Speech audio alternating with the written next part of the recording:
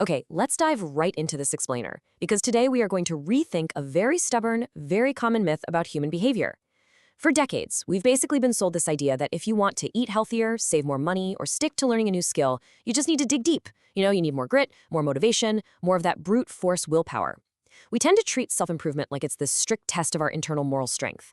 But the actual data, well, it tells a completely different story.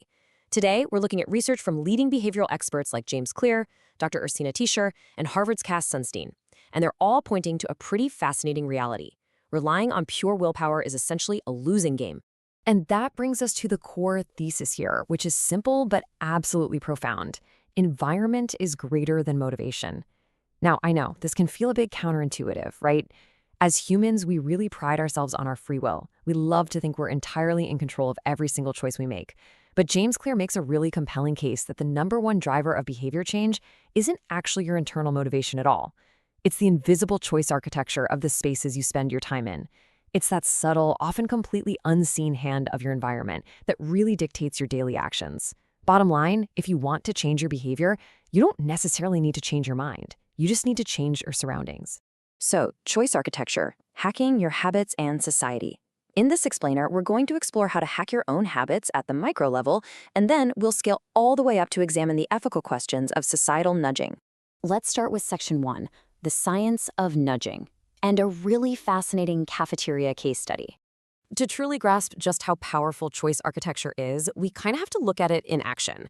So Dr. Ann Thorndike, a primary care physician at Massachusetts General Hospital, had this wild, super ambitious idea. She wanted to improve the eating habits of literally thousands of hospital staff and visitors. But here's the catch. She wanted to do it without relying on their willpower at all. She didn't want to mess with their motivation, and she wasn't even planning on saying a single word to them. In the original cafeteria setup, the before picture, the refrigerators right next to the cash registers were filled exclusively with soda. It was just the absolute easiest thing to grab on your way out. For the after setup, Dr. Thorndike and her colleagues didn't ban the soda. They didn't take away anyone's freedom of choice. They simply altered the choice architecture by adding baskets of bottled water next to the registers and next to food stations throughout the room. The soda was still there, sure, but water suddenly became vastly more visible and accessible. The results over just 3 months were absolutely staggering. I mean, without a single lecture on nutrition, without hanging any posters about healthy eating, soda sales dropped by over 11%, and bottled water sales skyrocketed by nearly 26%. And this brilliantly illustrates a key point. We often choose products not because of what they are, but because of where they are. Think about your own kitchen right now. If a box of cookies is just sitting out on your counter, you're going to eat them, right? Even if you aren't really hungry. But if you shove those cookies onto the top shelf of the pantry, out of sight, and leave a bowl of fresh apples on the counter instead, your behavior shifts. Your habits change depending entirely on the cues that are right in front of you. Moving right along to Section 2, being the architect and designing your personal environment. This brings us to a massively empowering pivot. You don't have to just sit back and be a victim of whatever environment you happen to stumble into. You can become the active architect of your own spaces. And one of the most powerful tools in your new architectural toolkit is the concept of default rules. Basically, a default rule is simply what happens if you do absolutely nothing. Think about it. Every single day, we face a really limited supply of attention, and we all suffer from severe decision fatigue. By the end of the day, your brain is just too tired to make the quote-unquote right choice. But by establishing healthy defaults in your own life, you completely bypass the need to rely on willpower in the heat of the moment. The good choice is already made for you automatically. So how do we practically apply this to our day-to-day lives? Let's look at some rapid-fire strategies from James Clear and behavioral scientist Dr. Ursina Teuscher. Want to make sure you take your daily meds? Put the bottle literally right next to your toothbrush so you simply can't miss it. Want to practice guitar more? Don't hide it away in a case in the closet where it's just going to gather dust. Put the stand right in the middle of your living room. You can also automate your savings. Set up a default rule to transfer a portion of your income straight to a savings account every single month, so you never even see the money. And if you're trying to eat healthier when dining out, Teuscher suggests leveraging what's called the primacy effect. Make it a personal rule to only look at the salad or healthy section of the menu first. Because our brains are naturally biased toward the options we process early on, setting that as your default starting point literally changes the trajectory of your entire meal. So the crucial point is you are rigging the game in your own favor. Dr. Teuscher sums this personal philosophy up with a really fantastic golden rule: design for yourself as you would design for others. This is really fascinating because research actually shows that we are much better at making rational, optimal decisions for our friends or loved ones than we are for ourselves. We give great advice, but we rarely take it, right? So try to view your future self as a completely separate person, someone you are actively caring for. By doing that, you can thoughtfully curate a physical and digital environment that gently nudges you towards your own long-term goals. You're setting yourself up for success way before the temptation even arises. That brings us to Section 3, the macro view, and the ethics of institutional nudging. Now, it is incredibly empowering to realize you can design your own kitchen or hack your daily routine. But what happens when governments, school systems, or massive corporations are the ones designing the environment for millions of people? We are stepping from practical life hacks into macro ethics here. Cass Sunstein, a leading legal scholar on the ethics of choice architecture, anchors this view by referencing a really famous David Foster Wallace metaphor. It goes like this. Two young fish are swimming along, and one says, "How's the water?" The other replies, "What the hell is water?"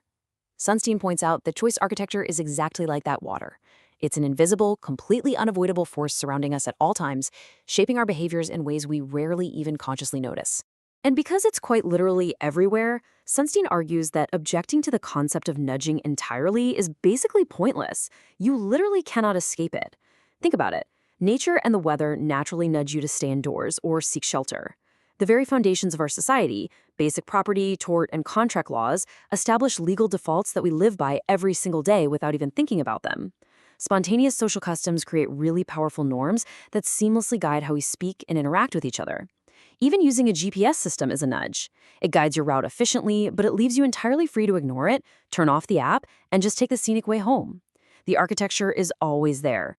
Now, what's really interesting about this slide is how it breaks down the ethics of this on a societal level, where we find two very distinct sides. On one hand, proponents of what is sometimes called libertarian paternalism defend institutional nudging.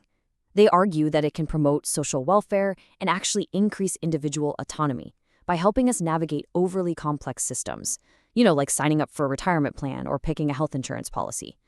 And again, they point out that default rules are inevitable anyway, so we might as well make them helpful. But on the flip side, there are very real, very serious ethical objections. Critics argue that even soft, well-intentioned nudges can be a form of unwanted paternalism. There's a real fear that it opens the door to illicit manipulation, essentially giving choice architects a quiet way to push hidden agendas without ever having to outright ban anything. Both sides present highly valid points that we really have to view objectively to understand the full landscape here. Let's move to Section 4, the danger of manipulation, and see how this builds when nudging goes too far. This brings us to a really crucial gray area. Just because choice architecture is inevitable doesn't mean every single nudge is automatically ethical. Sunstein explicitly warns that we must closely examine the goals of the choice architects themselves. Like, when does a genuinely helpful nudge, say a warning label or a simplified financial aid application, cross the line into an illicit push? Well, to prevent abuse, democratic societies require strict safeguards. First and foremost, a true nudge absolutely must preserve freedom of choice. A strict mandate or heavy tax, that is not a nudge. Furthermore, an ethical nudge avoids imposing significant material costs on people. Crucially, any nudging from institutions must be fully transparent and open to public scrutiny. There can be no man behind the curtain manipulating us in secret. And lastly, nudges can never be driven by illicit, manipulative, or discriminatory ends. They have to fundamentally respect human dignity and self-government. So, we've traveled all the way from the micro layout of a hospital cafeteria to the macro ethics of how our very laws and institutions are designed. And it leaves us with a really compelling paradox. On the one hand, you have the ultimate power to design your personal environment, to build better habits, and to set yourself up for success. But at the exact same time, you are navigating a world that is meticulously designed by invisible architects. It forces us to ask a pretty tough question. When you make a decision today, are those choices truly your own? Or are you just swimming in someone else's water? It's definitely something to think about the next time you reach for that bottle of water.